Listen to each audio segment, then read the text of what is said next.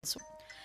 అయితే ఇక్కడ ఏదో దారుణాలు జరిగిపోతున్నాయి, చాలా విధ్వంసాలు జరిగిపోతున్నాయని చెప్పి, విలువల గురించి, ప్రజాస్వామ్యం గురించి ఆహ్, మాజీ ముఖ్యమంత్రి పులివెందుల ఎమ్మెల్యే గారు మాట్లాడడం చూస్తా ఉంటే నిజంగా విడ్డూరంగా అనిపిస్తుంటుంది.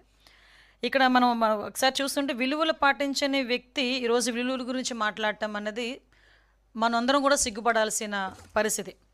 అదేవిధంగా ఈరోజు ఎస్పెషల్లీ చెప్పాలంటే పులివెందుల ప్రజలకి నిజమైన ప్రజాస్వామ్యం అంటే ఏంటో కూటమి పాలనలో ఈరోజు ఈ జెడ్పీటీసీ ఎలక్షన్ నేపథ్యంలో పులివెందుల ప్రజలు కూడా ప్రజాస్వామ్యం అంటే ఇదా, ఇలా నామినేషన్లు వేస్తారా, ఇలా ఓట్ల ఎలక్షన్స్లో పాలు పంచుకుంటారా, ఇలా ఈరోజు ప్రచారాలు చేస్తారా అన్న విషయం అయితే చాలా క్లియర్గా అర్థమయ్యే పరిస్థితి ఈరోజు కనిపిస్తూ ఉంది.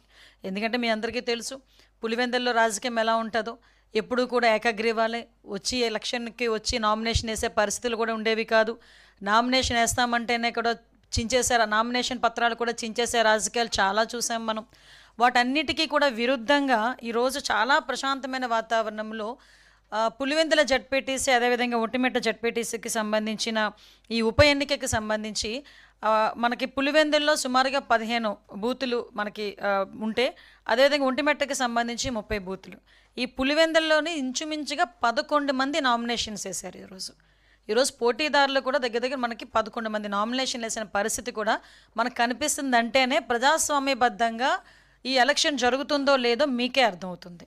అయితే ఈరోజు ఇంతకు ముందు వరకు మనకి జడ్పీటీసీ ఎలక్షన్స్ కానీ, పులివెందులు ఎంపీటీసీలు కానీ, ఎంపీపీలు కానీ 95% ప్రెసిడెంట్ ఎలక్షన్స్ కూడా యునానిమస్గా అయిపోయే పరిస్థితి. అదేదో అభిమానంతోనో లేకపోతే మీరంటే ఏదో రక్తం చేతులు ఏదో కోసేసుకున్న పరిస్థితులు కాదండి. కేవలం మీరు భయపెట్టి భయంతో ఎలక్షన్ కూడా జరగనివ్వని పరిస్థితులు కూడా చూశారు. అటువంటి పరిస్థితి నుంచి ఈరోజు చాలా ప్రశాంతమైన వాతావరణంలో నామినేషన్స్ వేసుకున్నారు. ఎలక్షన్ క్యాన్వాసింగ్ జరిగింది. నిన్న ఈవినింగ్ 5 o'clock వరకు ఎలక్షన్ క్యాన్వాసింగ్ కూడా జరిగింది. రేపు ఎలక్షన్కి కూడా అందరూ కూడా కట్టుదిట్టమైన ఏర్పాట్లు ప్రభుత్వ యంత్రాంగం అంతా చాలా క్లియర్గా చేసింది. అయితే ఇక్కడ నిన్న మొన్న బయటకు వచ్చి అంటే ప్రజలు అమాయకులు అనుకుంటున్నారా, లేకపోతే మీకు తెలియక మాట్లాడుతున్నారా అన్నది నాకు అర్థం కావట్లే.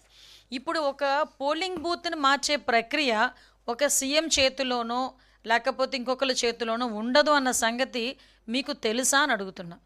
ఎందుకంటే ఒక ఎలక్షన్ కమిషన్ నుంచి వచ్చిన గైడ్ లైన్స్ ప్రకారమే పోలింగ్ బూత్లు అన్నవి చేంజ్ చేయడం కానీ వాళ్ళ మార్పులు చేర్పులు అన్నవి కంప్లీట్గా ఎలక్షన్ కమిషన్ చేతిలో ఉంటాయి. ఎలక్షన్ కమిషన్ దీని మీద నోటిఫికేషన్ కూడా ఇచ్చింది.